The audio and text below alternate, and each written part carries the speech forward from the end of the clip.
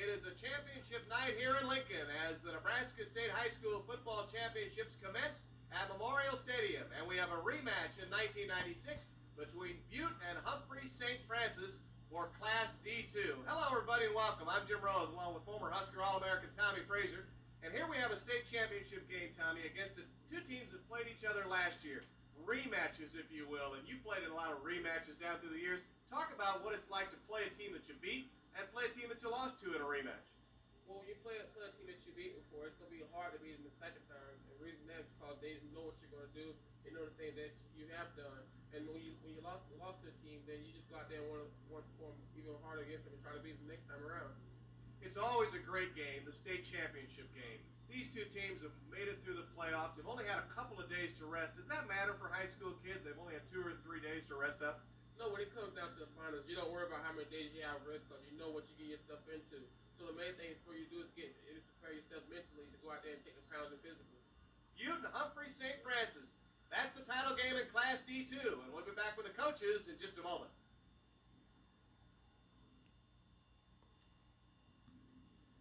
Butte is back in the Class D2 championship game. Coach Steve Kolpak is here. First of all, Coach, your team defensively has played very, very well all year. You've had 5 shutouts, as a matter of fact. Do you feel good about your situation defensively after kind of a shaky performance in the semifinals? Yeah, I still feel that's still the strength of our team. You know, that's what we're going to win and lose with. Now, if they can score on us, that just gives them credit. But hopefully we can do a job and stop them.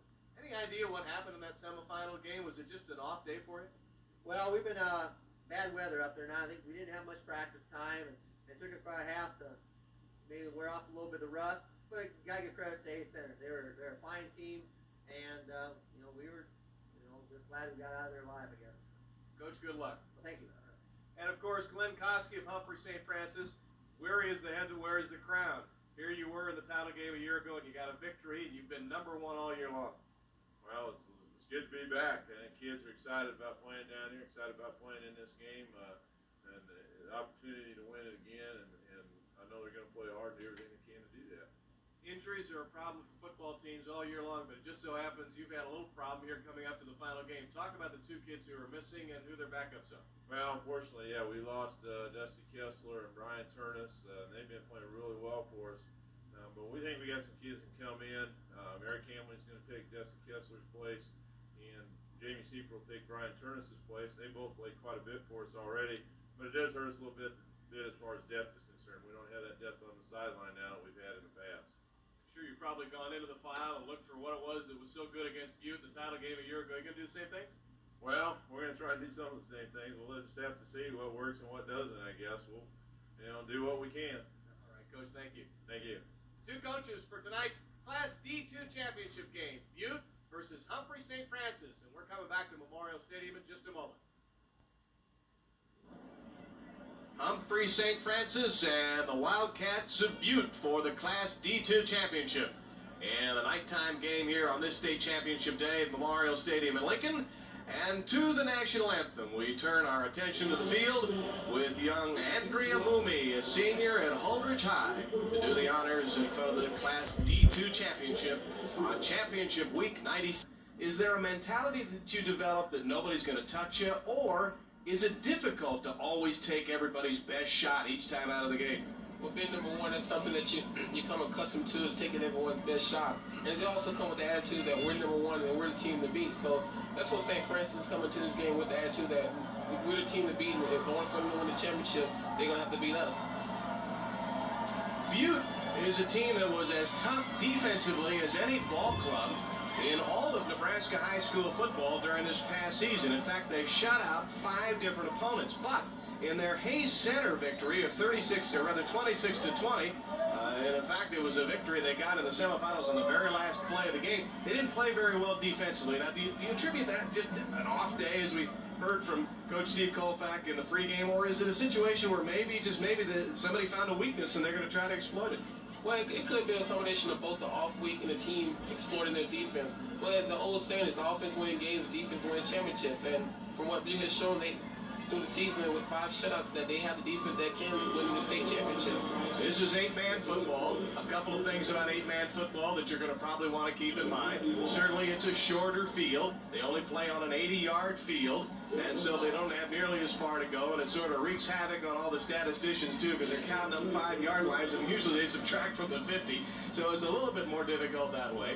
But also, you're talking about a lot more offense. Like 6-man football, once you get into the open field, you are in tremendous shape to take it a long way. And one of the things that we've seen with successful 8-man teams and 6-man teams, the team that can keep the play contained is usually the team that has the better of it defensively.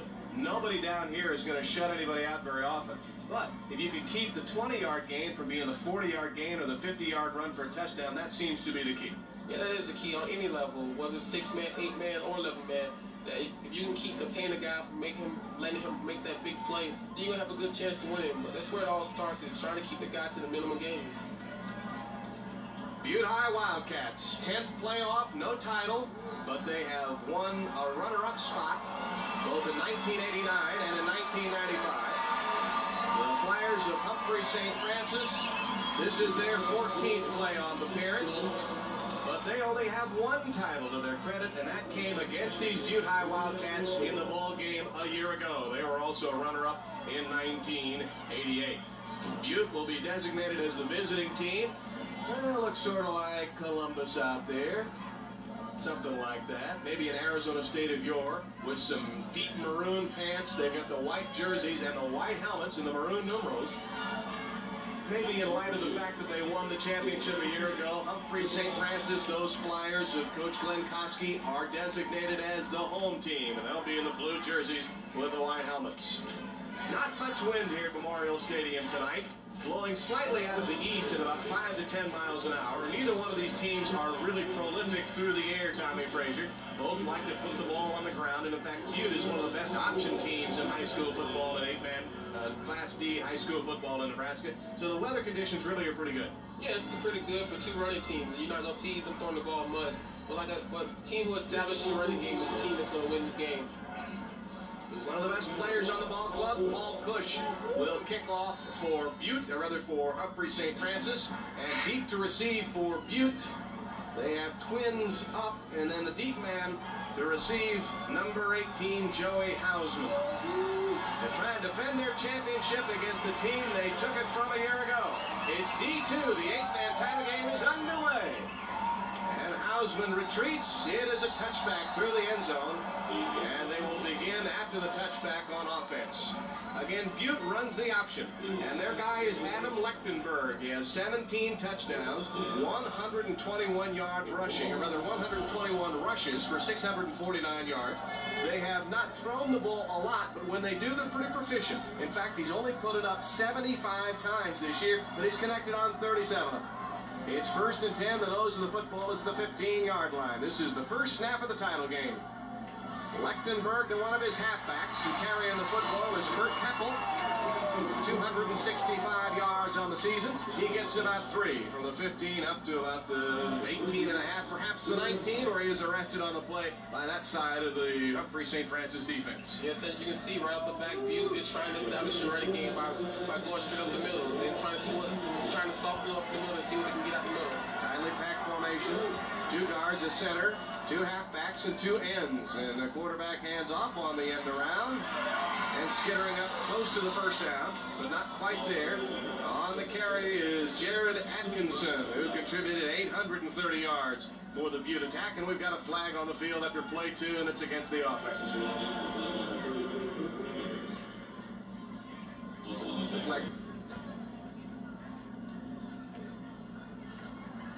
It is holding. The preliminary indication against the white shirts, the Butte High Wildcats. The officials for tonight's ball game. Ron Smith is the referee. He's the dude in the white hat. Darren Esch, the umpire. Brad Edgerton is the linesman. Paul Wood, the line judge. And the back judge is Brian Esch. It's now 2nd down, and more in the neighborhood of 16 yards to go for Butte High. Opening series in the title game. And the counter play, not much. Excellent work getting to the from the defensive backfield. And here's Joe the boot is in the air, and it's a dandy, a high spiraling kick, bounding around. Cush being chased. 15. Get one to the 20. Still moving. Then tracked down.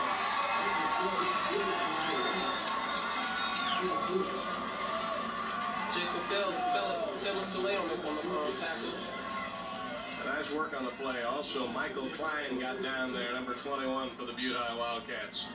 It is 1st and 10 now for Humphrey St. Francis at the 19-yard line. He kept it rolling as long as he could, but then he was finished off.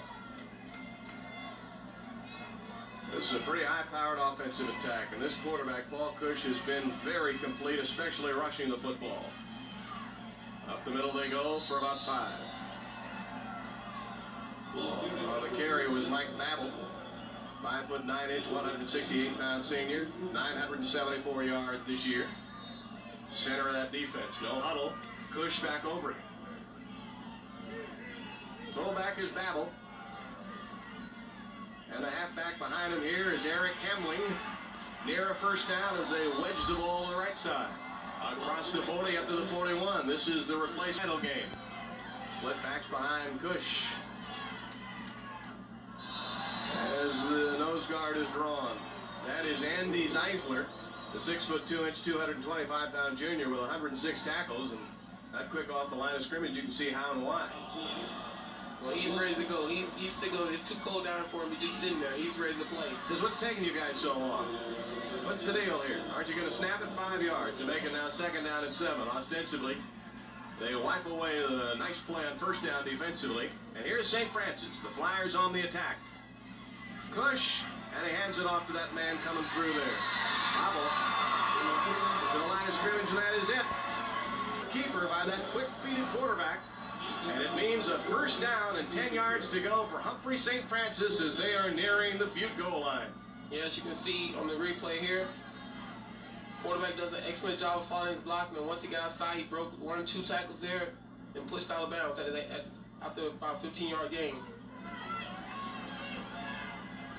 No wideouts, just 2 ends.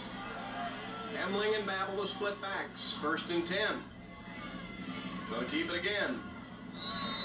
Inside he doesn't mind traffic for a quarterback. He's been on a couple of those plays off the sides. 3rd down 5. Hemling, no, it's the fullback Babel. He's got room, and he's in there for the touchdown. Mike Babel with his 23rd touchdown of the year. That was a great touchdown play. That was a great play call by the coach there. It's something like a counter trap blocking. And Babel, he's just right up the middle.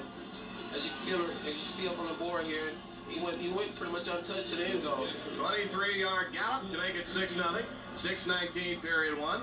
As the point after attempt is here, it is down, it is on the way, and it is good. 6:19 period 1. As Hemling connects on the PAT to make it 7-0. The Humphrey St. Francis Flyers over the Butte High Wildcats on their opening series of downs. Well, early in the game, both teams are trying to establish their running game. So far, St. Francis, he's 2nd down by 7. The quarterback thought he saw someone up inside, so he took a chance, and it was a reasonable game on the play. Papel is one of the backs. He's number 22. Jared Atkinson is the other halfback who scored 14 touchdowns. Option play. Excellent work as the pitchback goes to Atkinson. Shakes one. Clears the line of scrimmage. Across the 20 up to the 21. Yeah, this is a fun looking option play. Fakes the ball to the fullback and he pitched it. On the option play, you would rather for your tailback to be a little bit out in front of the quarterback so he can catch the ball in the downhill motion. Wemhoff able to bulldog him down. Let's definitely let it go and hope that the receiver adjusts the ball and run up under it. It's one of those plays that when you have that tight coverage, bump and run coverage, then it's pretty effective if the ball is thrown perfect. And that time, the ball was thrown right on time and right in his hands.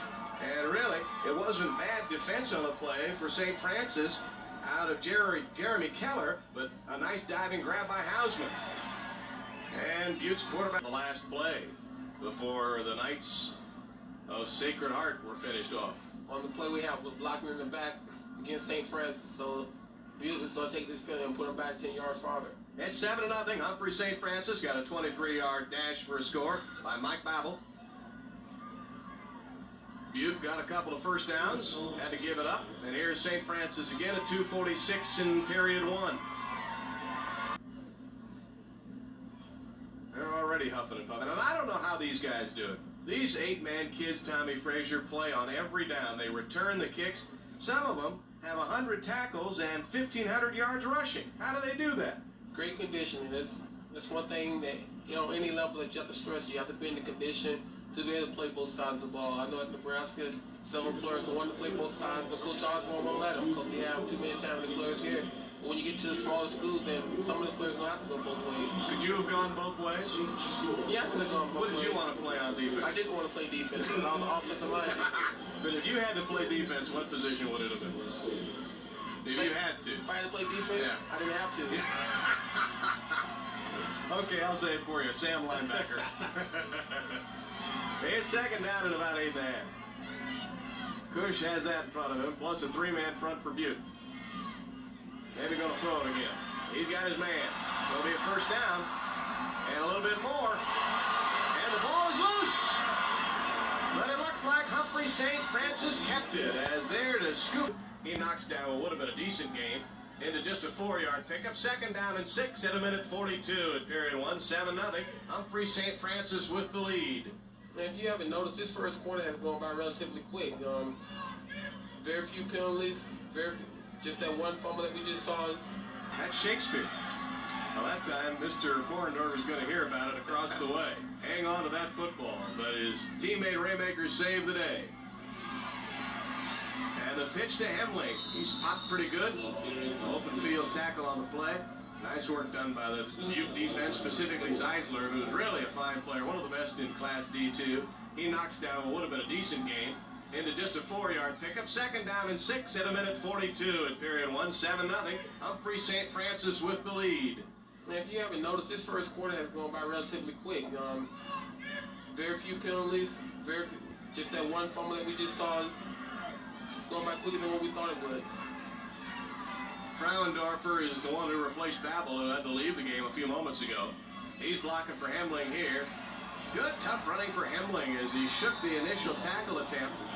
He's number 33. Frauendorfer is 37. But it doesn't mean anything. They're going to bring it back. Tommie Frazier said the illegal block from the point of the attack makes it even more tough to swallow. It's a 15-yard penalty. They're going to move it back across midfield. In 8-man football, that's an 80-yard field, so the 40-yard line. Put it down at 36 and set up a first down for Humphrey St. Francis.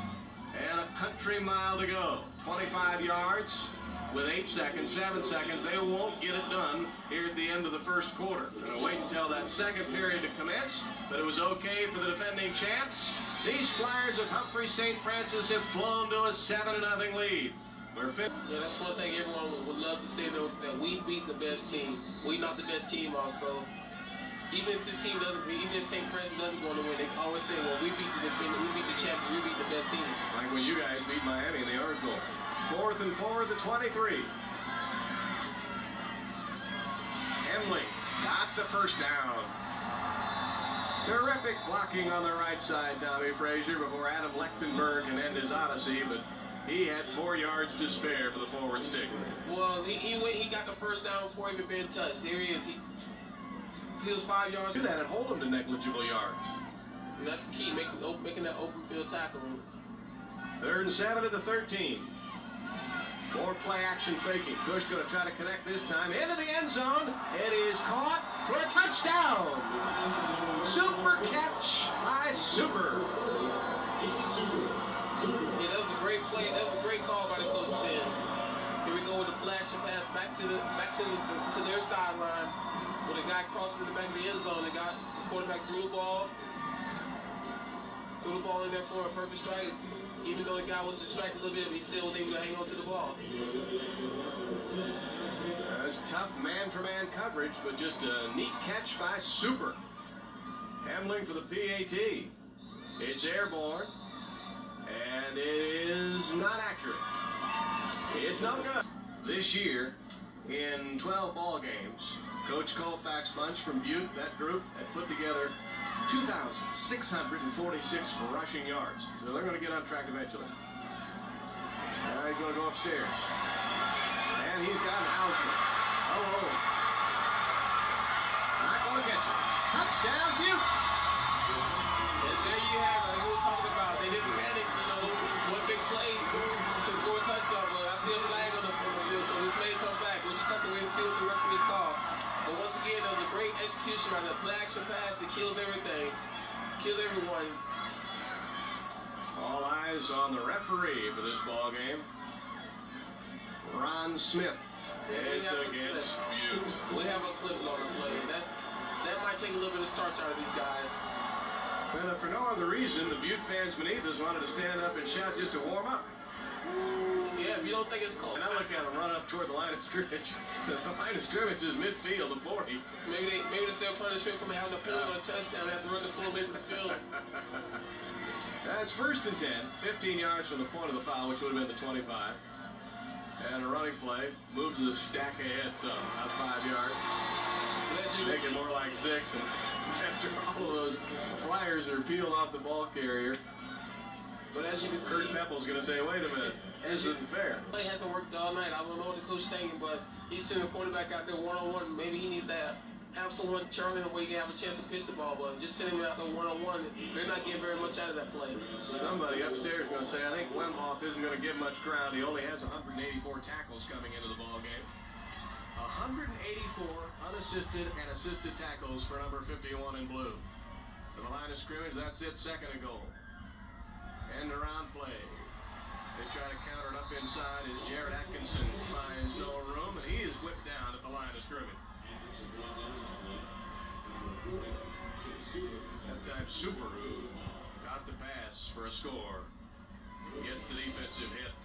Well, 3rd down and goal, and they've not guessed properly. Well, right now, Butte really wants to put this ball in the end zone. They worked this hard to get the ball down here by the goal line. I think they really want to put it in right here. Down 13-0. You saw the clock moving at 6:45.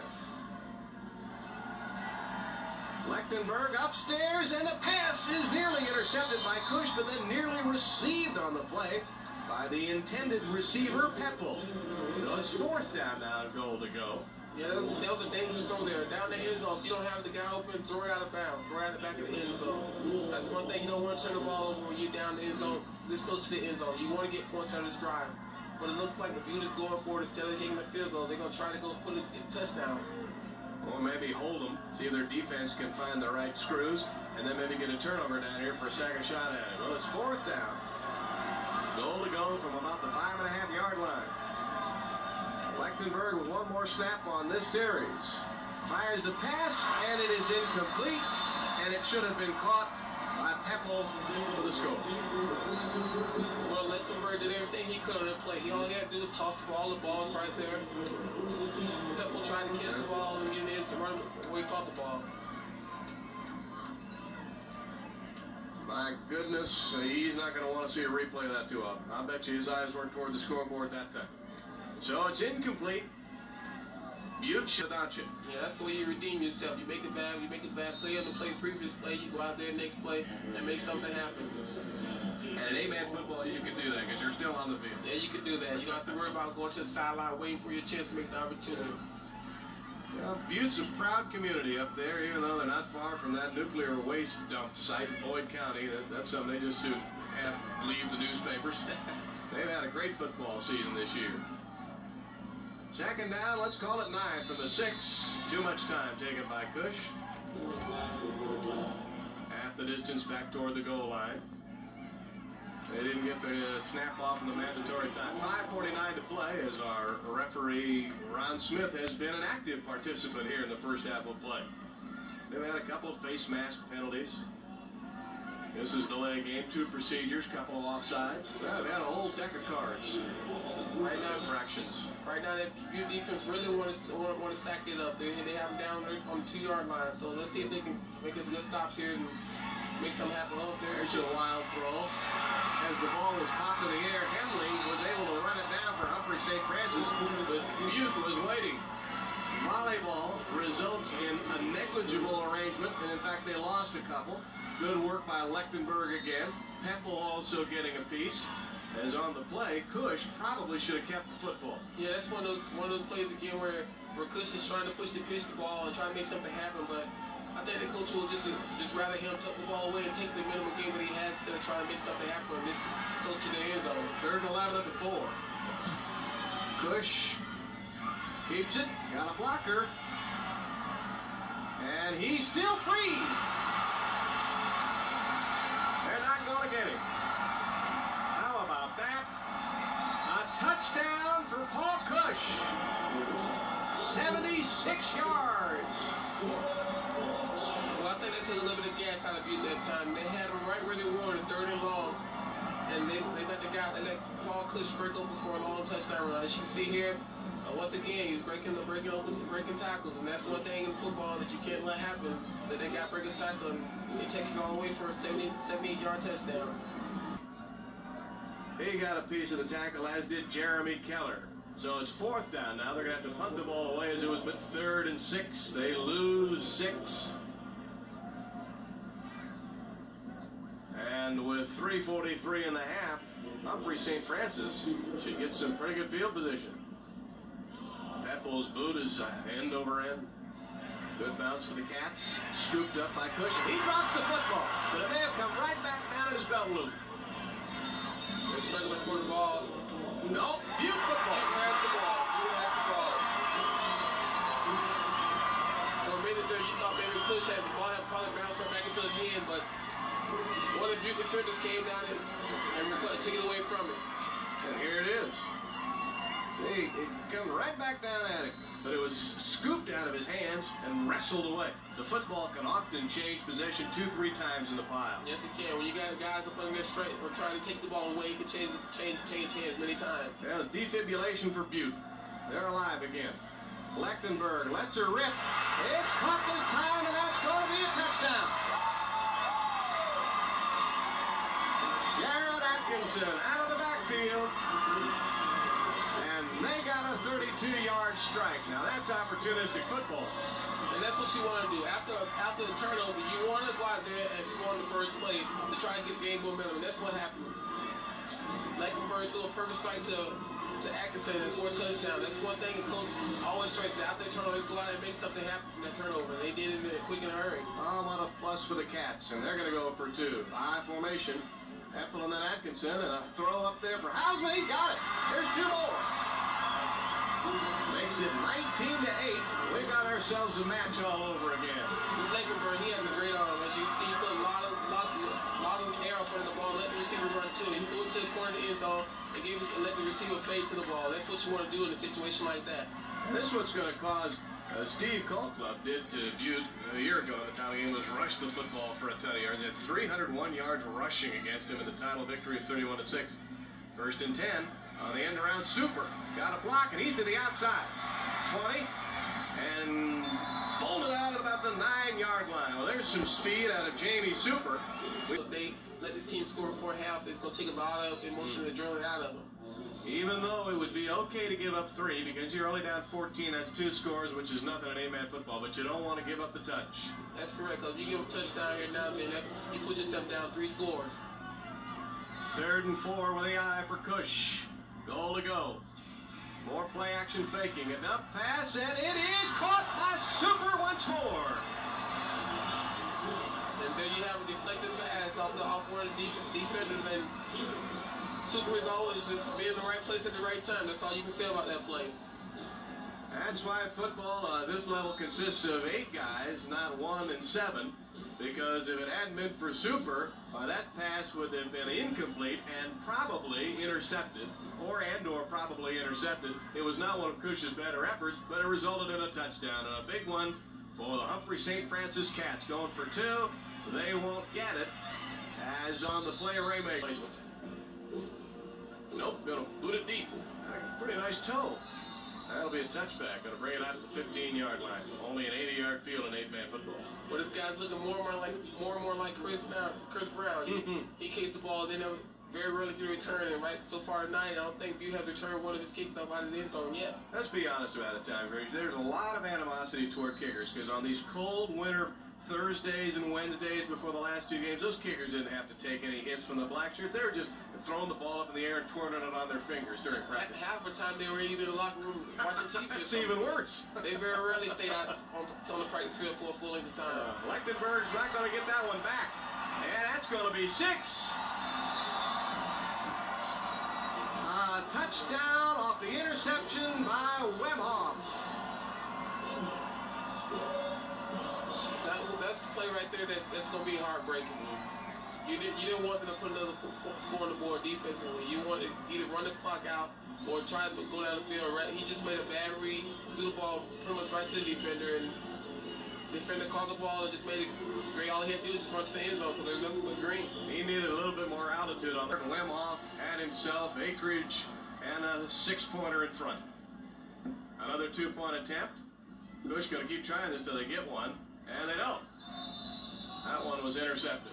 Well, you know, in the college games, someone intercepted the ball. It's halftime, 31-8. Humphrey St. Francis in the Class D2 championship game over the Butte High Wildcats. And let's take a look at some of the halftime highlights brought to us by First Bank. And Tommie Frazier, this was a pretty competitive game, but Humphrey St. No, it's a fullback battle. He's got room, and he's in there for the touchdown. 3rd and 7 at the 13. More play action faking. Bush going to try to connect this time into the end zone. It is caught for a touchdown. Super catch by Super. 3rd and 11 and 4. Bush keeps it. Got a blocker. And he's still free. They're not going to get him. How about that? A touchdown for Paul Cush. 76 yards. Well, defibrillation for Butte. They're alive again. Lechtenberg lets her rip. It's caught this time, and that's going to be a touchdown. Jared Atkinson out of the backfield. 3rd and 4 with the eye for Cush. Goal to go. More play action faking. Enough pass, and it is caught by Super once more. Two games, those kickers didn't have to take any hits from the black shirts. They were just throwing the ball up in the air and twirling it on their fingers during practice. Half the time they were either in the locker room watching TV. It's even worse. They very rarely stayed out on the practice field for a full length of time. Lechtenberg's not going to get that one back. And that's going to be 6. Game, this team who established their running game is most effective with it. This team is going to win this game. And as you can see, 11 yards for 37. And St. Francis comfortably ahead by 23 points. So it's telling you something about the running game. Coach Steve Colfax in charge of the Butte High Wildcats. They're going to have a discussion with the captains, pick ends of the field, and a couple of other things that will stand out in the first half, just to show you how much offensive dominance Humphrey St. Francis hung on these Butte Wildcats. They averaged 8.5 points. I should say 8.5 yards per play. Almost 8.5 points per play, it seemed at times. Running play up the middle, not for much. Butte waiting that time for the St. Francis fullback, Todd Frarendorfer. Well, as you can see on that first 2 plays so far, Butte has come out there defensively and trying to make a statement here that this second half is going to be tougher than the first half was for the St. Francis offense. On the play, got 1. It'll be 3rd down and 5 with the nose of the football at the 20-yard line. That bunch in blue with a lead of 31-8. Young general number 1, Paul Cush. He's just a junior, 5'10", 183, and he looks dynamite. Second back through, Hemling, not for the first down. Struggling forward, and he is cut down short. That's good work out of the defense from Adam Cox, junior at 6'1", 230, number 59. Here's a big call for the coach for Humphrey, whether they're going to go for it or kick it. If they go for it and miss it, then Butte is in great shape. They're going to take it down and put another touchdown on the board. Coach Koski, confident with a 31-8 lead, going to go for it on 4th down and 1.5. With the football at the 24-yard line. Nope, they're going to punt it. Dropping deep, To do the booting away would be Joe Emhoff, but flags first. Looks like we have a legal procedure on the play by Humphrey, so there's no trick play in this. They want to kick the ball and try to put the pin deep in their territory.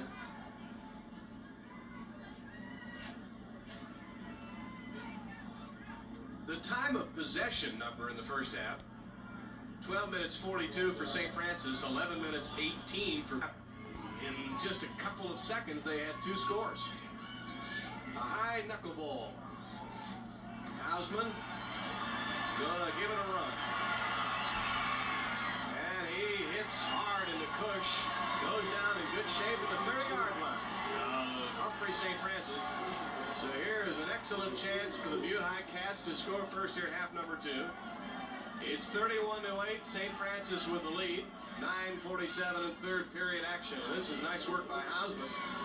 Hausman is just... The funny thing about it is he hasn't been untoward. Gets a good gain of 5 yards. Move the football to the 25. Just a slashing, bruising runner. Probably won't kill you with an 80-yarder, but he'll just ram it down your throat. 5-6 yards of crack and love every minute of it. 2nd and 5, Adam Lechtenberg. Joey Hausman again. This time he's bulldogged down. Good open field tackle on the play out of Humphrey St. Francis and Jeremy Keller, number 50. Well, then the defense knew that they were going to pitch the ball to Hausman again. They was ready for him. Had 2 guys there to make the stop. Brings a 3rd down as they lost 1. And it means 6. Move the football to the 26-yard line.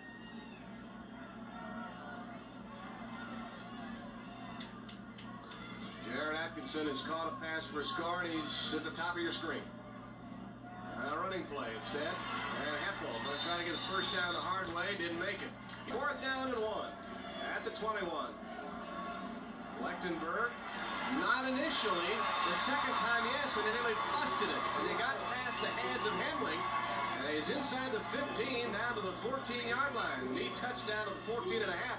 If he had kept his pins, he's in the end zone. Yeah, that was a great strong run by Lechtenberg, Ben. As you can see, he was hit hard by initially the first contact. He went at the first down, but he kept his legs running and stepped off to the side and took it up the field for a 5-yard gain and the first down. So Butte checks out all right. Heppel and Hausman behind Lechtenberg, and a pitch to Joey Hausman with Heppel blocking.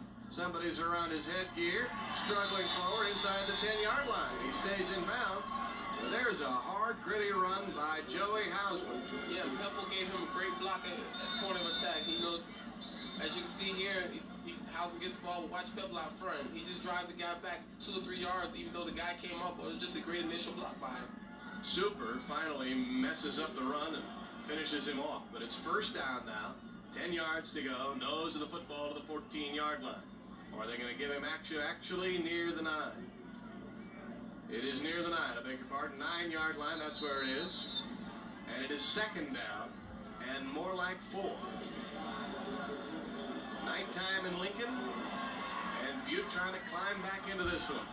7-17 and rolling in the 3rd quarter, down 31-8. Lechtenberg goes with steady Eddie Joey Hausman to the 10 and shoved back. Not only didn't get first down, but now he faces 3rd and a little more like 5 instead of 4. Right now you're in 2-down situation. You don't want a field goal here. You want to score, so Butte is going to go for it on both downs. They have to get a touchdown here to keep this game close. Or to keep it in striking distance, let me rephrase that. Yeah. As we found from Butte there on their 1 scoring drive, they're very capable of moving it down the field. They got to get a couple of turnovers now as the board reads something in the opposite direction. 31-8, they're down. 3rd down now, not 5. And Lechtenberg is flushed. Got a man open, now he's going to run it, throws the football anyway, and it's incomplete. Atkinson was his target, and I think if he could do that one over Tommie Frazier, he'd have just kept on running because he had plenty of room. And there was nobody really between him and the pylon. Right there, I think all he should have been worried about right there is getting the first down. He had the room out there, but right there, just keep running. He had the block out there, just get the first down. But he tried to make something happen and just threw the ball right behind the receiver slightly. And there were a couple of plays like that Butte, God, if I could just do it over once there. They had a touchdown call back on a clip, and they had another touchdown wiped away because Heppel couldn't handle it. But when you get a game situation, you have to convert on the play the first time, because as you know in practice, you get a chance to redo it. But in a game time situation, you only get one chance to make it happen, make it count. Illegal procedure on 4th and 5 means 4th and 10. A flag against Butte backs him up a crucial 5 yards as we are under 7 minutes to play in the third quarter. 4th down, 5 after the 5, make it more like 10 and a half. Football at the 14-yard line. Lechtenberg unloads, got a man, touchdown! That man Atkinson again. So like when they need a big play, they always find that Atkinson in the back of the end zone running the post right. That's the second touchdown reception of the game. Maybe he's their go-to player.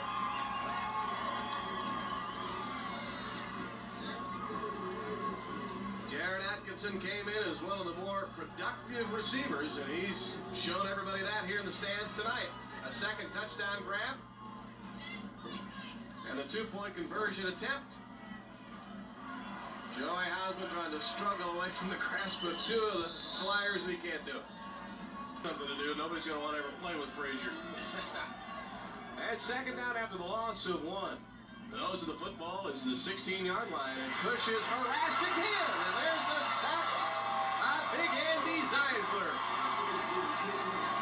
Well, this defense has woken up. Your defense has woken up from the first half. First half they had problems. I guess that's why you have halftime, so you can go in and solve those problems. He was unmolested getting to Mr. Cush's lunch bucket. So now Paul Cush is confronted with 3rd down and 7 for Humphrey St. Francis. 2:57 on the ground. Most of them have been very tough to come by. Butte's been hitting hard. Option play for Cush, a pitch, juggling act, thrown out of bounds is the running back. He got some yards, but he'd prefer to have the pitch on target. Yeah, Good play by Hemling. Yeah, the pitch would have been on target. He probably could have gained 5 more yards, but he had to stop, turn around, catch the ball, and then get his speed back. And that's very hard to do. Is that how you guys measured it? You wanted to be so accurate with a pitch, you thought, all right, it was only off by a foot or so, but it meant 3 yards, something like that? Well, that's one way you can measure. We always, in practice, we used to always work on getting the pitch out where the running back can run into the pitch and also keep his momentum going. Cush, same play, keeps it this time, struggling forward. It was 2nd down and 4 from the 13. Through 3.5 periods, still has the energy and the zip to jump offside. That's a good athlete. That is a good athlete. Even though he just made a mistake that cost his team a 1st down, but it's a good athlete. Sticks are advanced to the 5.5-yard line, where it is now 1st down and goal to go for Humphrey St. Francis, looking for another touch. Hemling on a wing. Frerendorfer is the fullback, and his left guard jumps. Well, there goes Jeremy Keller, who grew some goat horns. You had got that 5 yards back, but it's a play too late because now it's 1st and 15 instead of 3rd and 7. Going to be a happy ride back to Humphrey St. Francis with a 12-0 season and a 2nd consecutive state championship. They will leave here possibly with the title of back-to-back champions. Frerendorfer is wrestled down as he crosses the 10, back down to the 8. It was 1st and goal from the 11.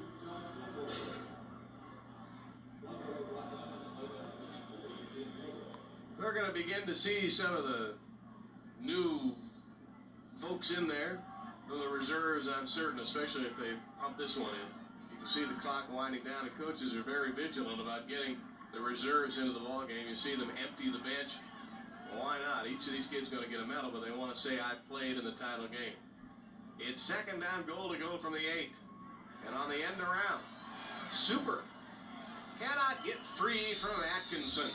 Yeah, that's one thing to talk about again. Players saying, win or lose, everyone wants to play, whether the team wins or the team loses. It's just the experience of being able to say, hey, I played for a state championship and I actually played in the game. These plays always look like they're going to work against an 8-man defense.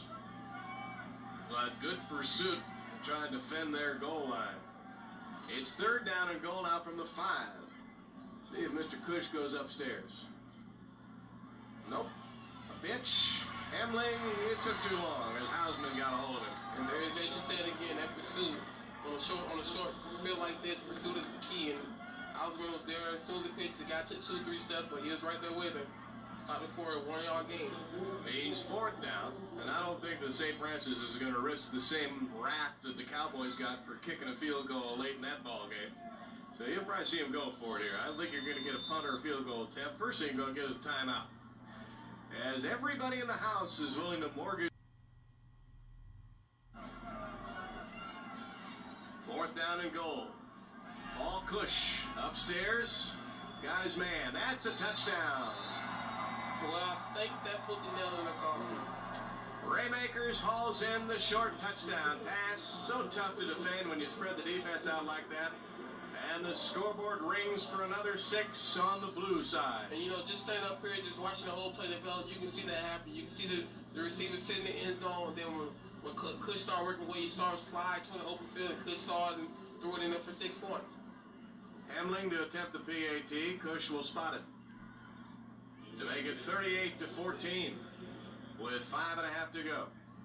Low snap. The boot is up. No good. Sailing away.